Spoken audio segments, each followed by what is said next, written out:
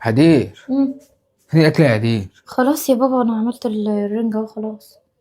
الاربع رنجات بس، فين الباقي؟ ما فيش والله، انا جبت دول بس، ما كانش فيه كفي والله. ازاي يا هدير؟ انت عارفه ان جوازات اخواتي الاتنين جايين بمراتات. طب يا عبد، انت مديني 300 جنيه يا حبيبي، والله ما كان معايا يكفي غصب عني. انا قلت ادبر نفسي بيهم، انا جبت عيش كمان، ما كانش عندنا عيش اصلا.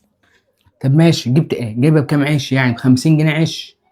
لا يا عبد، انا جايبه ب70 جنيه باين. انا قلت له حط لي 70 رغيف، عشان طبعا انا مش ضامنه يفيد عيش احسن ما نحتاج. طب ما كنت تجيب الرنجه الاول بعدين تجيب العيش، شوف اللي هيتفضل معاكي كام وجيب. الرنجه ب 230 والله، والعيش دوبك ب 70، ده دوبك 300 جنيه. والبصل من عندنا بقى، والليمون من عندنا وكده يعني الاربع رنجات دول ب 230؟ والله ب 230. طب هنعمل ايه والناس اللي جاي على وسط دول اربع اشخاص وامي كمان خمسه؟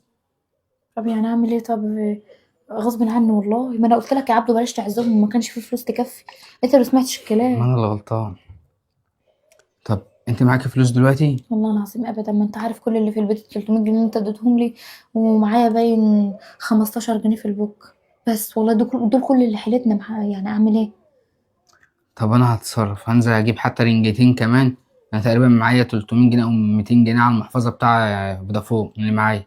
طب ماشي. هنزل الدكان اللي تحت، اجيب حتى رنجتين او ثلاثه. خلاص ماشي يا عبدو، بس بالله عليك ما تعمل الحركه دي تاني. معلش ما حقك ينفعش عليا. نعزم حد واحنا ما فيش في ايدينا فلوس انا او ما مش اعرفش عاملين انا حسابنا. ما اعرفش ان الرنجه غاليه كده، حقك عليا. ولا يهمك يا حبيبي. خلاص انا هنزل اسحب الفلوس دي واجيب بيها انجب بس رنجتين. بسرعه عشان أمك طب ودماغ ماشي. انا متأخرش. هطلع من الباب التاني. طب يلا. ماشي. ماشي. بص، ايه؟ لو فاض معاك فلوس هات ازازة بيبسي. حاضر اشوف كده. ماشي. ماشي.